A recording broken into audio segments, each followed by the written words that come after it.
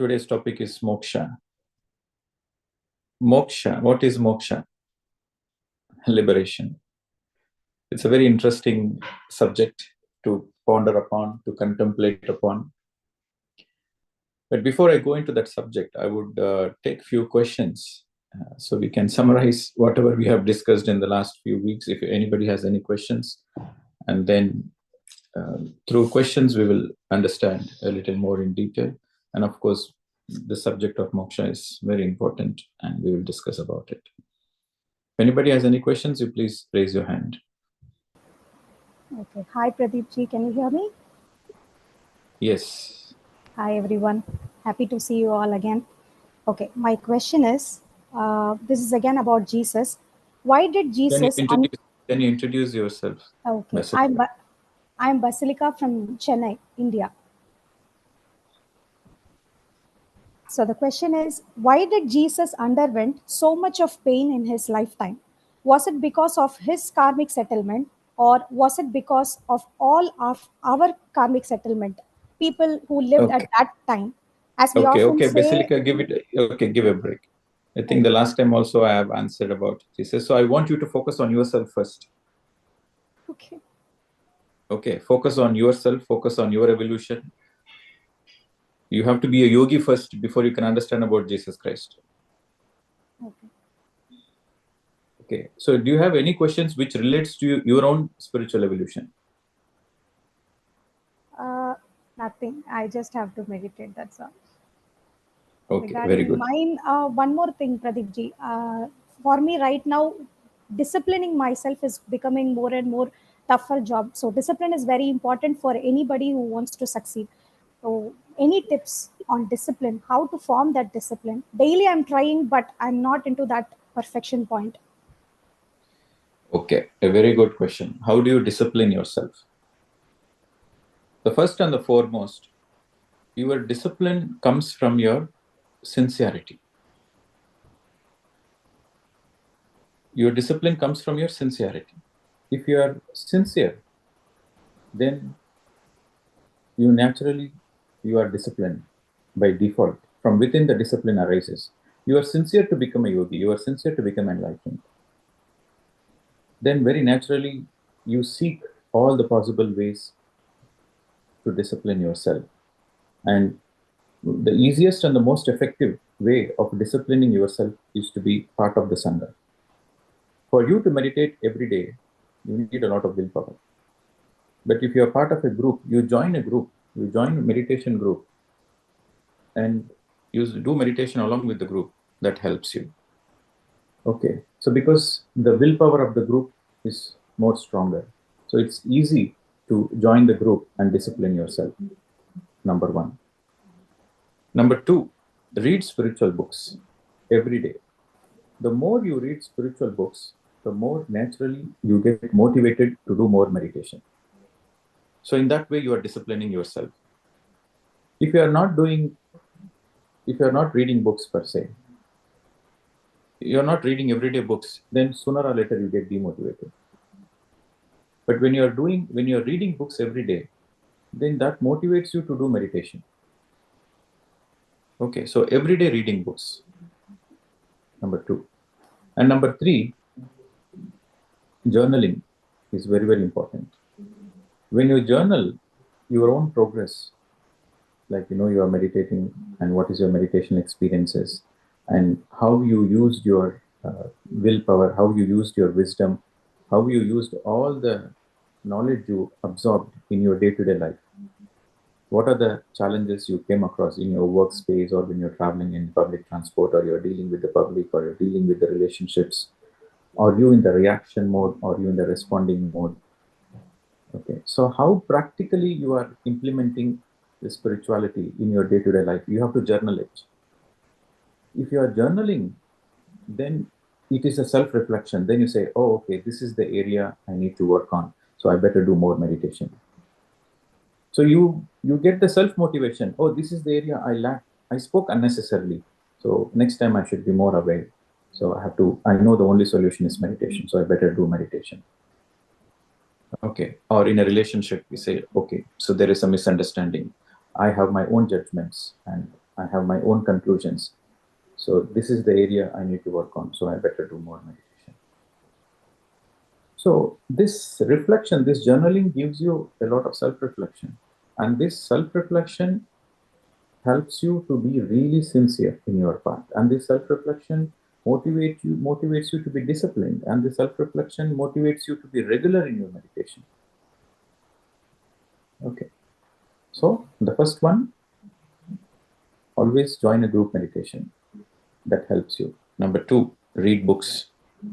Number 3, do journaling. These are the 3 things you do. Then very naturally you become a master. Okay, good. Okay, thanks. Yeah. So next question, Chandini Thakur.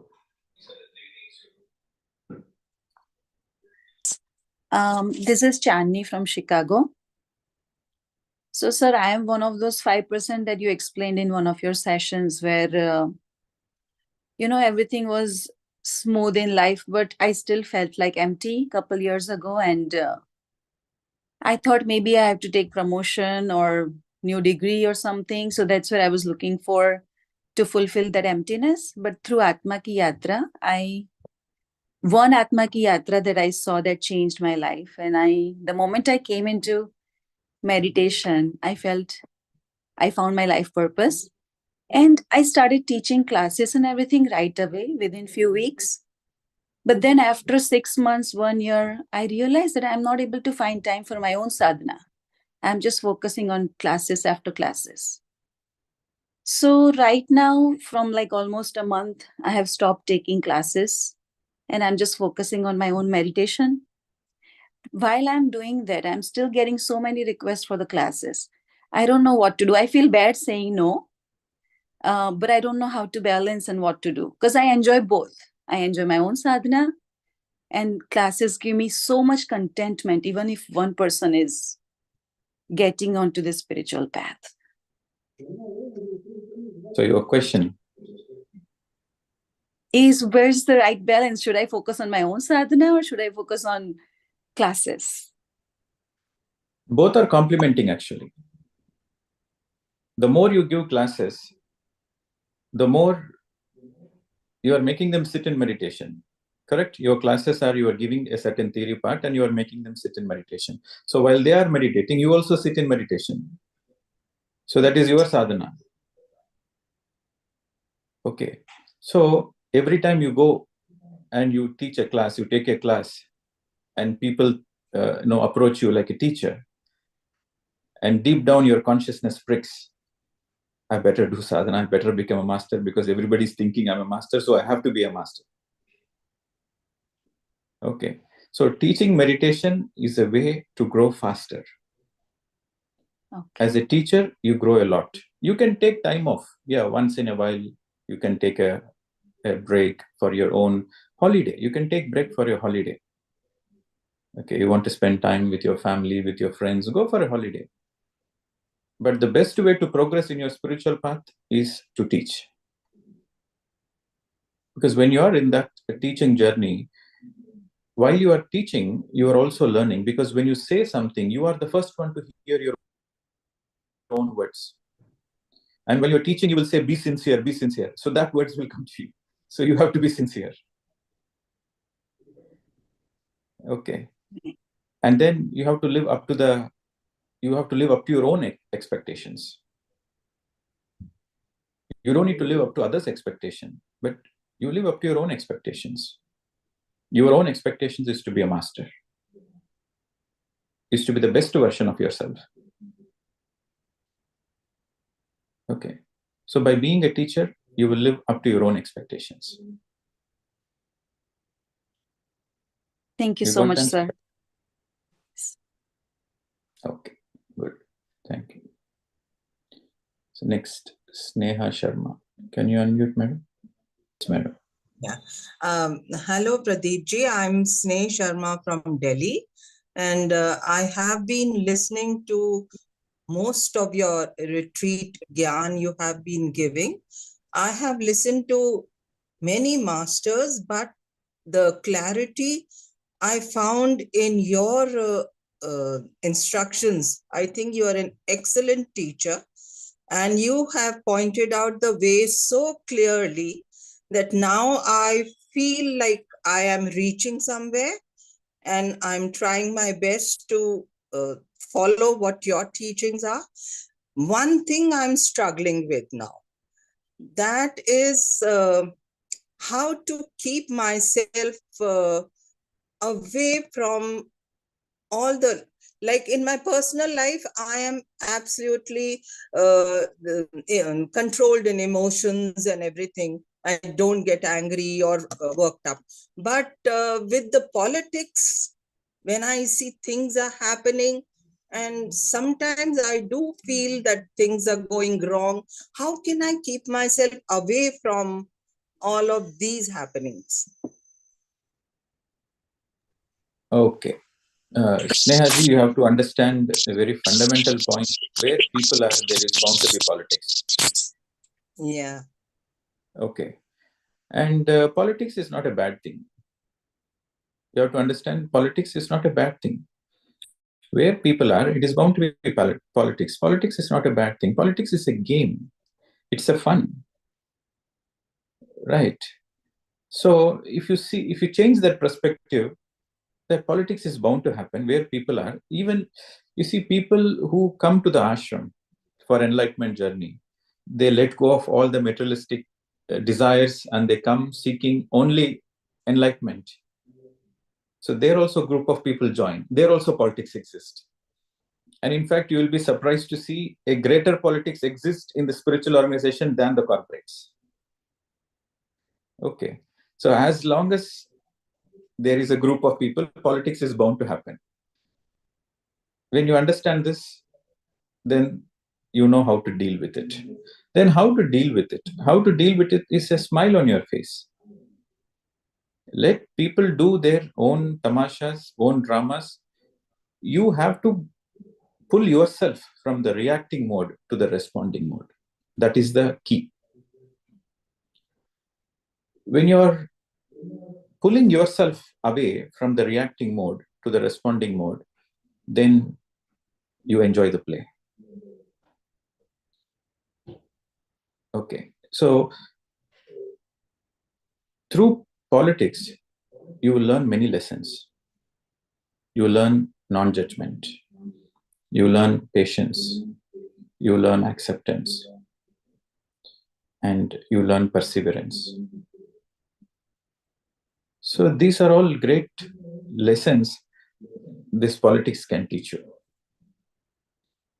Okay. Say yes to politics with a smile on your face. And turn every challenge which comes in your way to an opportunity to learn. Without you getting involved in the mess of the politics, you learn the lessons and use that for your inner transformation. Then you become an inspiration for another person. Okay. Okay. So the next. Okay. Sheetal. Good afternoon, sir. Sir, first of all, I thank you for everything. And sir, I have a question. First, you introduce, madam. Sir, Where are sir, you? Who myself, are Dr. you? Sheetal. Sir, myself, Dr. Sheetal Agrawal. I'm from Odisha. I'm a gynecologist. And sir, can I ask a question now? Yes. So when someone hurts us by their words, like how to tolerate that and to stay silent instead of, what I do is I just hurt them equally and I feel good. If I cannot tolerate their words, so how to deal with this and how to incorporate tolerance in us?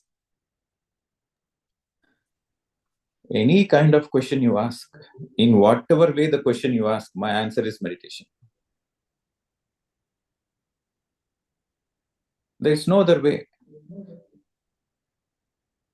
You are asking a question, somebody's hurting me by using their words. How can I save myself? How can I not get hurt? It's only through meditation. The more and more you meditate, the more you realize that the other person is speaking certain words. It is not a reflection of you, but it is a reflection of himself or herself. Your words are your responsibility. Other people's words are their responsibility. It shows their awareness. It shows their evolution. So when you become immune to others' opinions and others' words, then there is a freedom. That is called moksha. That is called enlightenment. So you become immune to others' opinions and others' words. You become a master yourself.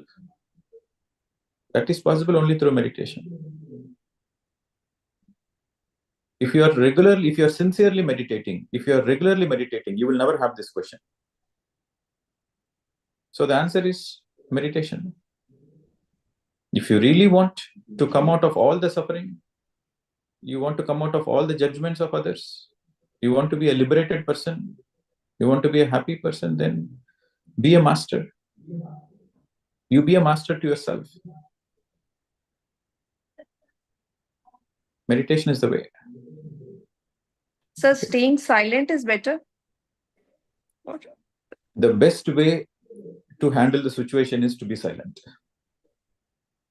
When you don't know how to handle the situation, the best way is to keep quiet, keep your mouth shut. So in that way, you will avoid a lot of problems. If you don't know how to respond, at least keep quiet. That is the best way to handle. Yes, sir. Thank you, sir. Yeah. Okay, so next is Shanti Shekhar. Sorry. I am Shanti from Trichy, Tamil Nadu. Okay. My only question is, I am satisfied and contented. Okay, people around me or relatives are sometimes pitying me or something like that. But I am really satisfied at whatever I am going through, and I am very contented also. But you were telling that soul's quality is dissatisfaction. How it is Okay, happening? what is the question? My question is, I'm satisfied and I'm contented. So Okay. where is the problem? Problem is, you told no, soul's character is unsatisfaction. When you feel unsatisfied, you understand that that is the very nature of the soul. Okay. Okay. Okay. Until that point, you be satisfied and you be happy. Okay. Don't trouble the trouble until the trouble troubles you. Okay, Pradeep Vijay. Because you told, and I was thinking about that. Before I used to feel so much, but nowadays I'm not doing that. If you are really satisfied, Shanti ji, if yes. you are really satisfied in your life, you will never have this question in the first place. I'm not, is it, sir? I have to think about that. I'm really satisfied and really contented, but people are not understanding that. And I am not, not reached so much big level that I am in the beginning of the journey. That also I know. So that is my question, sir. Okay, madam. Thank you. Okay. Sometimes there is a saying, ignorance is bliss. Okay. So when we are discussing about the soul qualities, we were discussing about the very nature of the soul, which is dissatisfaction. That is the very nature of the soul. And because of the dissatisfaction, only the soul wants to try new things. The very purpose the soul comes to the planet Earth is because in the higher worlds, the soul feels dissatisfied after a while. So it wants to have an adventure. It wants to have something new. It wants to learn something new. It wants to experience something new. So the soul incarnates. So the very journey of the soul coming to the planet Earth itself is a great adventure. And here, some people, they feel satisfied, they feel happy, there's no problem. But if you are dissatisfied, if you feel something is not right, then you need meditation. If everything is fine in your life, then why you need meditation? If you are healthy, happy, you don't go to doctors. Only when you are not feeling good, you go to the doctor. So deep down, there is a quest inside you. Deep down, there is a longing inside you. Deep down, there is this fundamental question to know yourself, to understand your purpose of life. So this burning question comes up, then only people come into the meditation path. But if you are fundamentally happy, you are doing meditation, you are doing happy, you are relaxed, then it is perfect. Then there's no need to ask the question. When you're happy, you don't need to ask the question, why am I happy? Or you don't need to ask the question, oh, this is not my soul nature, what is wrong with me? Okay.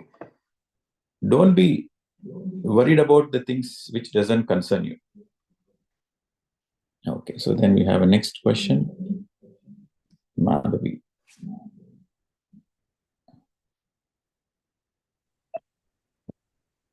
So good afternoon, Madhavi from Germany. So Yes, nice to ma'am. see you. So I have one question regarding the kids actually. My daughter always says that, Mama, how do I express the love? Like you always say that when I do something good, and she always says, thank you, Mama, where it is. Then don't show the reciprocation in the form of words. Show it in the form of love, I said. And then she asked this question. I couldn't answer her. How do you want me to show that love to you? She said. So for different people, we show in a different way. How to express that? One person wants something else, like for gardening, they want some flowers or plants in the garden, and some people they have the like dresses or something. But how do I know that person, and how can I present it in that form, not just saying a thank you? So she asked that question. How do you express your love to that person? A smile on the face.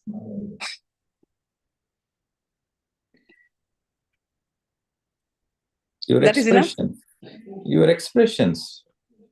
Basically, see, this is, I don't know, but this question is like, you want to express your love.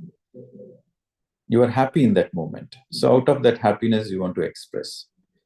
So your eyes, your smile, your body language, everything is an expression. You don't need an act to express.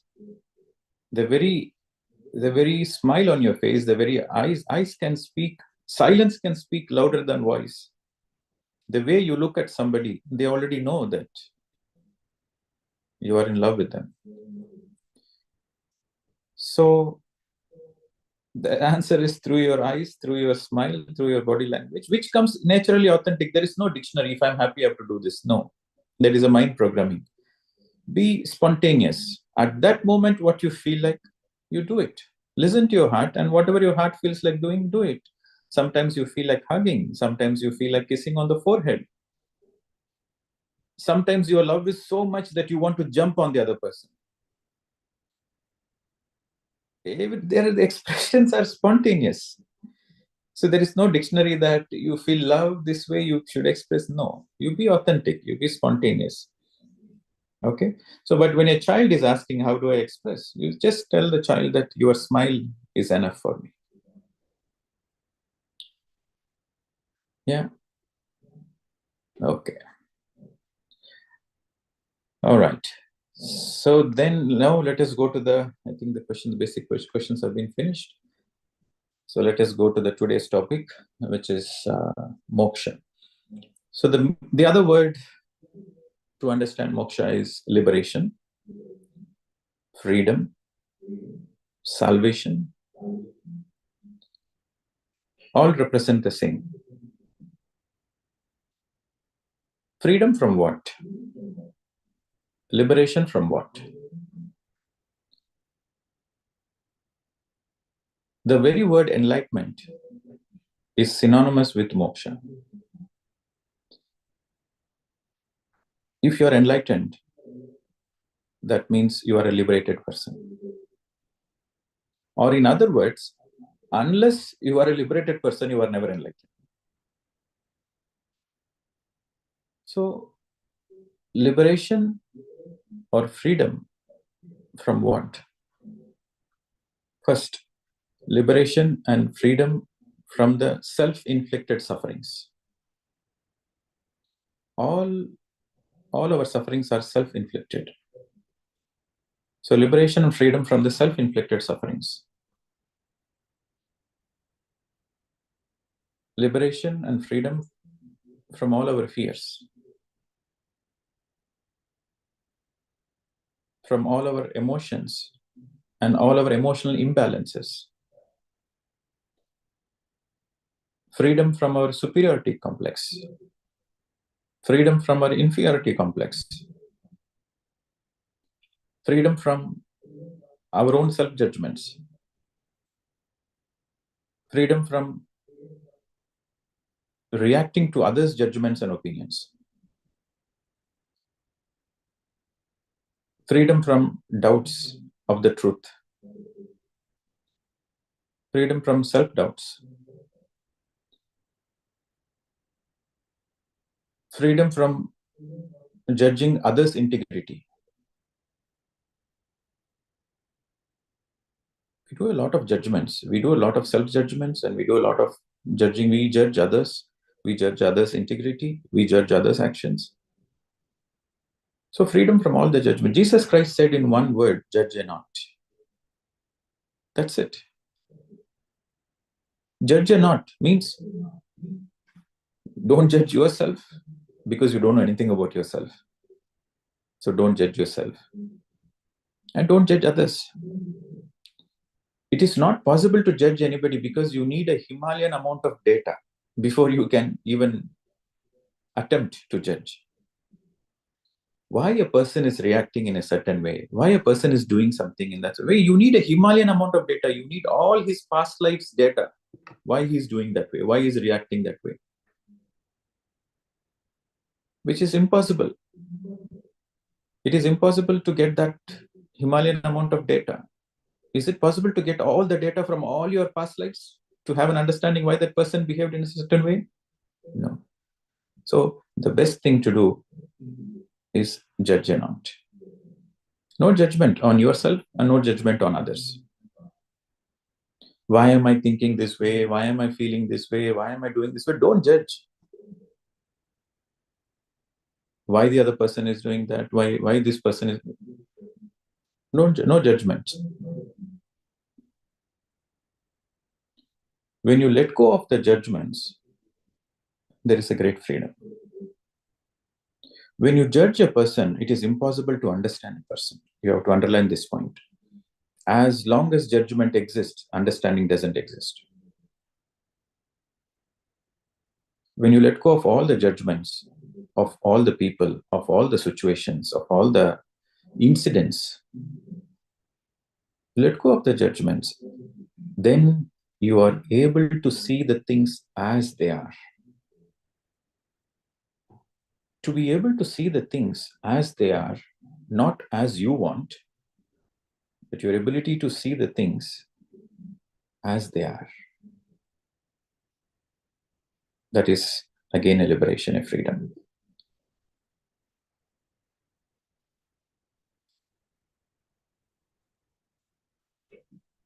You need a lot of clarity. You need a lot of awareness to be able to see the things as they are. And that happens when you let go of all your judgments. So again, liberation means letting go of all the judgments. And as we discussed before, letting go of all the complexes. It's a complex. Some people, they feel superior. Actually, it is a complex. To feel superior is not a great thing because nobody is inferior, nobody is superior. We're all the same. God created everybody the same. Nobody is less than you, nobody is more than you. So when you let go of all the inferior complex and all the superior complex, you are able to see everybody equal to you. So that is again a freedom because you have come out of your own complex. See, you feeling inferior is your problem. You feeling superior is your problem. So when you come out of the inferior complex, when you come out of the superior complex, then there is a liberation. Then there is a freedom. You are free from all your attachments, materialistic attachments, relationship attachments. If you are attached to things, materialistic things like houses and property and wealth, then where is the freedom there? If you are attached to something, you cannot enjoy it fully. You have to underline this. Where there is attachment, there is no enjoyment. Because constantly you are in some kind of a fear. That what happens if that goes away? The fear of losing.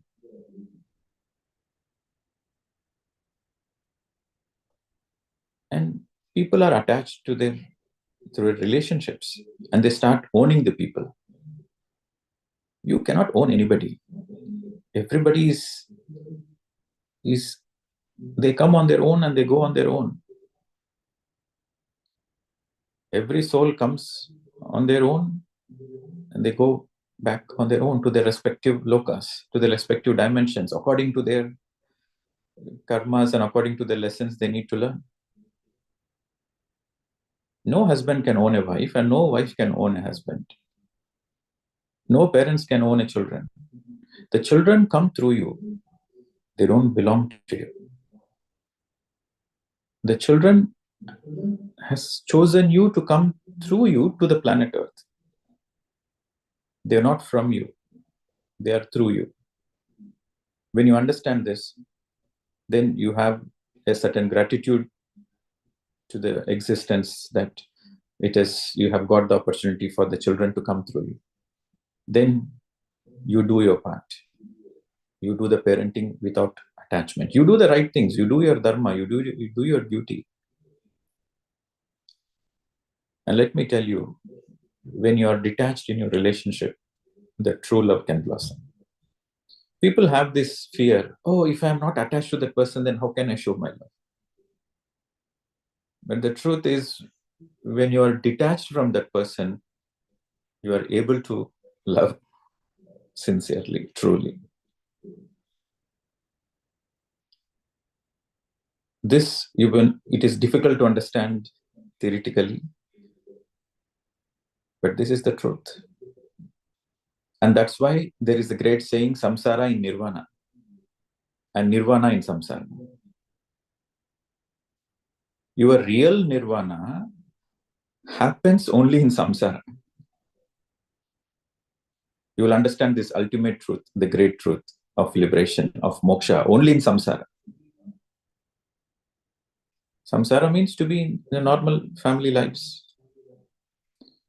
You are alone, sitting in Himalayas, nobody to trouble you, nobody to bother you, no distractions, nothing. It's easy to meditate. But you are in the middle of chaos, family, responsibilities, duties, relationship dramas, blame games. You are in the middle of all the things, and still you are meditating. And still you are taking responsibility for your life, and you are not blaming anybody. Your wife will kick you, or your husband will abuse you, but still you will have a smile on the face and you will continue your meditation. That is enlightenment. So the real enlightenment happens in samsara, my dear friends.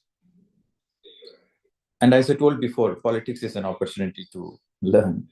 Samsara is a very great opportunity to get enlightened. When you understand this truth, then you will thank your partners for helping your journey.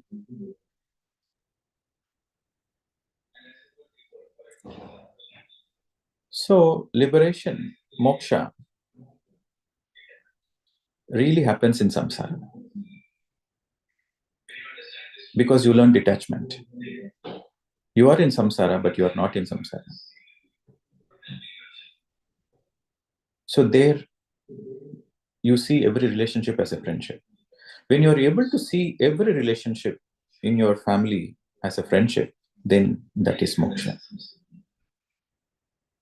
Between husband and wife, there should be friendship. Between parents and children, there should be friendship. Between your in-laws, between you and your in-laws, there should be friendship. In the higher worlds, the only relationship which exists is friendship. All the dramas of father, mother, daughter, mother-in-law, daughter-in-law, sister-in-law, all the dramas are only on the planet Earth. All the roles are only on the planet Earth. But once you go to the higher worlds, the only relationship between a soul and another soul is friendship. Even the guru-disciple relationship is only exist on the planet Earth. In the other dimension, it's only friendship. So when you're able to see your teacher as your friend, and when you're able to see all the relationships as your friend, then you are enlightened. So freedom from all your attachments, whether it is materialistic attachments or people attachments.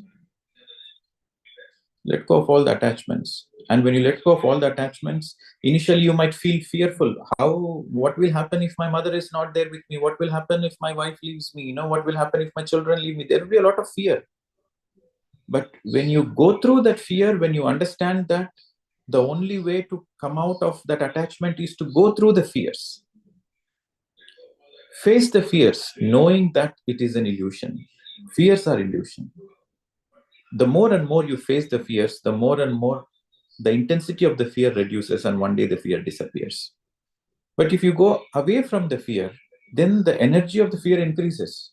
The illusion increases and it torments you. Any fear, you face it. There is a freedom. So, my dear friends, the only way to let go of all the attachments is to face all your fears. Your attachment is primarily because of the fear. The moment you face your fears, naturally the detachment happens. And with that very detachment, you are able to have a beautiful friendship with everybody. The difference between a friendship and any other relationship, in every relationship there is expectation. As a wife, the husband expects some things. As a husband, the wife expects some things. The parents expect something from the children expect something from the parents. There's a lot of expectations. And every expectation leads to frustrations. But in friendship, there is no expectation. You accept the other person as they are. And in the friendship, you only see the positive in the other person. In a husband-wife relationship, they see the negatives with each other and they fight. But in friendship, you appreciate the positiveness in the other person. So when you are able to see only the positives in the other person, and there is no expectations, these are the two criteria. So you're able to see only the goodness and the positive things in the other person, and there is no comparisons and complaints with the other person. You accept the other person as they are. Then a beautiful friendship blossoms. Okay. So, my dear friends, moksha is freedom from all the self-inflicted sufferings. You letting go of your fears, all your fears. How do you let go? By facing the fears again and again. Whatever the fears it is, you face it. Don't go away from the fears. Don't run away. Face it. The more and more you face the fears, the more and more you come out of the fears. Point number one. And emotions are very, very important. You need to have a very balanced emotion. Okay, all the negative emotions like anger, jealousy, okay, frustration, all these kinds of emotions drain you. So your emotion should be in balance. You cannot be in a reactive situation. You have to be in a responding situation. So freedom from all negative emotions. Your emotions are very, very important. But you should be the master of your emotions. If your emotions are a master of you, then you are a slave to your emotion. But when you are a master to your own emotions, then you become a master. There is a freedom. Okay. And freedom from all feeling superior and inferior. Freedom from all your superior complexes and inferior complexes. It is again a moksha. So we are discussing about moksha. So moksha is freedom from all feeling inferior and superior complexes. And freedom from your own ignorance. Freedom from your arrogance. Okay, I want you to write down so that you can reflect upon it.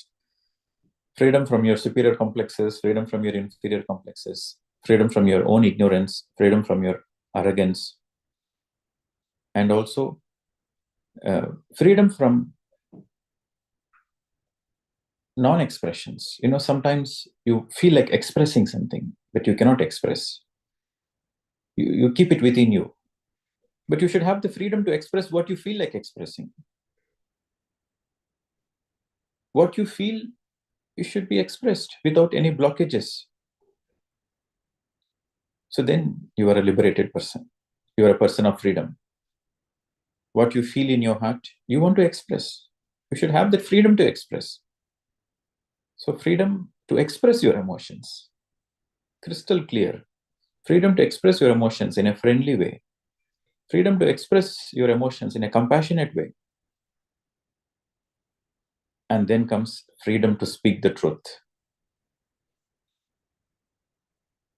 Freedom to speak. You should always speak your truth. This is a statement from Vivekananda, the great saint. When it comes to the matters of opinions, flow like a river. When it comes to the matters of principles, stand like a rock. Opinions, different people have different opinions. You don't need to argue with them. Flow like a river. Everybody has the right to have their own opinions. Don't fight there. But when it comes to the matters of principles, stand like a rock. No compromise. Socrates was sentenced to death because he was speaking truth, and it is disturbing the administration because he's speaking the truth. So he was sentenced to death, and they want to kill him by giving poison. So at the last minute, even the people, everybody know that he's a very good man and he's speaking truth. So they gave an option to him that we really don't want to kill you. We know that you are a good man, but it is troubling the king. It is troubling the administration. Because when you're speaking the truth, people are becoming independent and they're no more the slaves of the system. So you are disturbing the order. We don't want to kill you. You just need to say one word. Just say that whatever you have spoken so far is not truth. Just you say that, we will spare you. Socrates immediately said, I have lived my life. I know what is life. Now I want to experience death. Give me the poison. He said, I will not go back on my words. I rather take the poison. Give me the poison immediately. Don't waste time. Give me the poison. So even when death comes, you are not compromising on your truth. You should be able to have the freedom to speak your truth. Come what may. Because Socrates knows that there is no death. Socrates knows that he is an eternal being. He is an enlightened person. So when you know this ultimate truth that there is no death, you will not fear death. So when you don't fear death, then you are ready to speak the truth. You don't fear death. You don't fear judgments. You don't care for others' opinions. You speak your truth. But you should not be arrogant that this is the only truth. You say, you are humble enough to say, this is my experience. This is my truth. You should have that freedom. And then the freedom from all illusions. People go into so many illusions, spiritual illusions. In the path of the spiritual journey, people have many, many siddhis, spiritual gifts. And these spiritual gifts make them feel special. And freedom from that spiritual evolution means you are not feeling special. To be simple, to be humble, and to be simple, and to be in equanimity, and to be equal is the highest enlightenment. So you don't feel special. Of course, you feel great about yourself. You feel great that you have done a great job. That is okay. You feel great about yourself. That is fine. But you feeling great is nothing to do with another person. You feeling great because you have done a great job. So you feel great about it. That is fine. But you don't feel special. You don't feel special that you have come on a mission to the earth. You have come as a Messiah. You have come here to raise the consciousness, and you don't need to have these kind of feelings. Then that is spiritual ego. You just feel that I want to do service because it gives me joy. Very simple. I'm teaching meditation because I want to learn. The more I teach, the more I learn. And when I teach, it gives me joy. When I do service, it gives me joy. So you become simple and humble. Freedom from your own self-created spiritual ego. That is also moksha. Because this ego is nothing but you have created it. You felt you are special. So that is your own blockage. That is your own baggage. So let go of that baggage.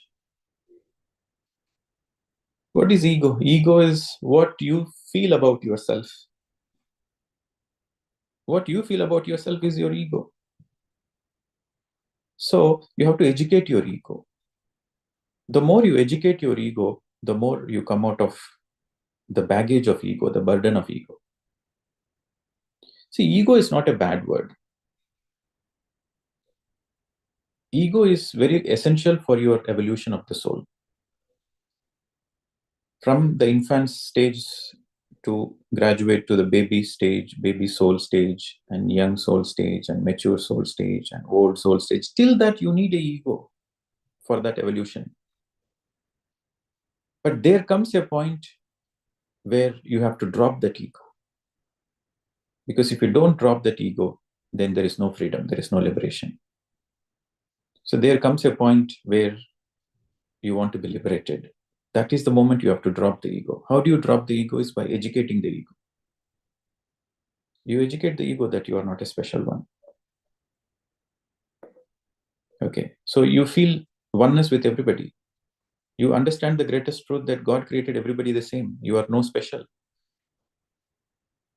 So that's how you drop your ego. That's how you educate the ego. Okay. And finally, detachment from all people, all materialistic things, detachment from your own belief systems. You have to be detached. You have to challenge yourself from, okay, you had a certain understanding. You have to challenge yourself so that a new understanding comes, a new dimension of understanding comes. You have to challenge your own belief system. You have to be open to learn new things. So this being open is very, very important. You have to be open. You have to be spiritually open-minded. You have to be spiritually open-minded to learn from everybody. As long as you have breath, there is something to learn. As long as you have breath, there is something to learn. So learn from everybody, constantly learn from everybody.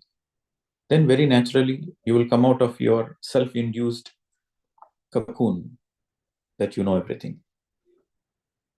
You are detached to your own belief systems.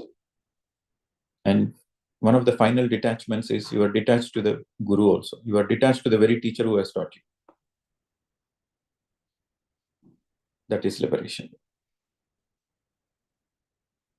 So mukti, moksha, freedom simply means liberation from all your sufferings. And all the sufferings are self-inflicted. So you have inflicted that suffering. So you have to work on it to let go of that. There is a difference between pain and suffering. Pain is inevitable. Everybody goes through pain. Whether you are a normal person or an enlightened person doesn't matter. Everybody goes through pain. But suffering is self-created, self-induced. Why the suffering comes in the first place? Why you induce the suffering in the first place? Because of avidya. Avidya, lack of spiritual education. The whole humanity is suffering because of avidya, lack of spiritual education. When you educate yourself, where there is spiritual education, then there is no greed. You come out of your greed. You come out of your suffering. You come out of your limitations. Then naturally, the suffering is self-induced, and the enlightenment is also self-induced. Nobody will give you freedom. You have to free yourself. Nobody will give you freedom on the plate and ask you, okay, take the freedom. Nobody will give you that. You have to take your own freedom. How you take your own freedom is through spiritual education. You educate yourself spiritually. You practice meditation. The more you do meditation, the more you learn a lot of things. Your own meditation will teach you a lot of things, my dear friends. Your own meditation will empower you. Your own meditation will help you to take a quantum leap from darkness to light, from ignorance to bliss, from suffering to enjoyment. Okay. So with this, we conclude this session, because I have to go for the workshop again, and we will meet again next week. I don't know which country I'll be in, but again, we'll meet next week. So once in a week, we all meet, gather, discuss, share, learn from each other, so that the journey is a happy journey. The spiritual journey doesn't need to be serious. The spiritual journey can be a happy journey. When you are part of the Sangha, the spiritual Sangha, when you are part of the spiritual commune, the journey becomes happy, because you are not alone. There's so many people. There are a lot of spiritual friends. You learn from each other. You share. You learn. So the journey becomes an enjoyable journey. Even though the journey is alone, your meditation is a journey of aloneness, but this Sangha helps you to enjoy that journey. Okay, so this is why Gautam Buddha said, Buddham Saranam Gacchami. Buddham means seek enlightenment. Seek enlightenment through meditation. Buddham Saranam Gacchami first. Next, Dharmam Saranam Gacchami. Do your Dharma. Unless you do your Dharma, there is no way of salvation. Unless you do your Dharma, there is no way of liberation. You have to do your duty, do your Dharma. Again, Dharma is Swadharma. Meditation, taking care of your body, take care of yourself, and then take care of your family, take care of the society. That is your Dharma. Only your Dharma will protect you from suffering. Only your Dharma will liberate you from suffering. So the first he said is Buddham, seek enlightenment first. The second is Dharmam Saranam Gacchami. Unless you do your Dharma, unless you do your Swadharma, unless you do your Paradharma, there is no way of salvation. Number two. Number three, Sangam Saranam Gacchami. Seek the Sangha. Seek the Sangha of the truth seekers. And that makes your whole journey enjoyable. And that Sangha helps you to be more disciplined. The Sangha helps you to be more focused. The Sangha helps you to enjoy the journey. Okay. So with this, thank you very much. Namaste and Dhanyavad. We will meet again next week. Thank you very much. Bye-bye.